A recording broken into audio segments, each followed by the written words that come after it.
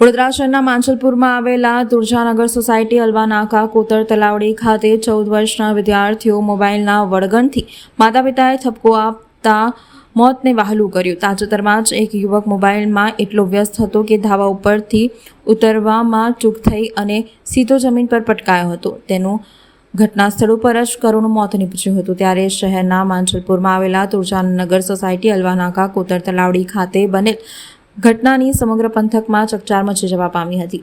માંજલપુરમાં 14 વર્ષના ધોરણ 9માં અભ્યાસ કરતા મનીષગીરી ચિંતામણી નામના વિદ્યાર્થીએ મોબાઈલ વહાલમાં મોતને વહાલું કર્યું છે. મળતી માહિતી અનુસાર વિદ્યાર્થીને મોબાઈલ ફોનની લત લાગી હતી.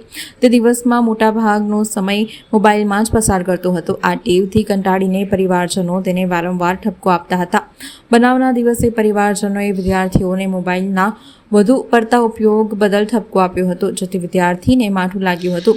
વિદ્યાર્થીએ નબળી ક્ષણે આ પગલું ભર્યું હતું. તેણે પંખા પર ઓઢણી લટકાવીને ગાંઠિયો બનાવી ગળે ફાંસો ખાઈ લીધો હતો. બનાવને પગલે માંજલપુર પોલીસે મૃતદેહને પોસ્ટમોર્ટમ માટે એસએસજી હોસ્પિટલ ખાતે ખસેડી જરૂરી તપાસની કાર્યવાહી હાથ ધરી છે. 15 એપ્રિલના રોજ માંજલપુર તુરજાનગર સોસાયટી અલવાનાકા કોતર તલાવડી પાસે એક અકસ્માત મોત દાખલ થયેલ છે, જેમાં મરણ જનાર જે છે 14 વર્ષનો બાળક છે અને એણે એના માતા પિતાની જે રજૂઆત છે એ પ્રમાણે મોબાઈલનો વધુ પડતો ઉપયોગ કરતો હોવાના કારણે મા બાપે ઠપકો આપતા અને અભ્યાસમાં ધ્યાન આપવાનું કહેતા બાળકને લાગી આવતા એણે આ રીતે સુસાઇડ કરેલું છે. પોતાના ઘરમાં જ ગળે ફાંસો ખાઈને આ રીતે સુસાઇડ કરેલું છે.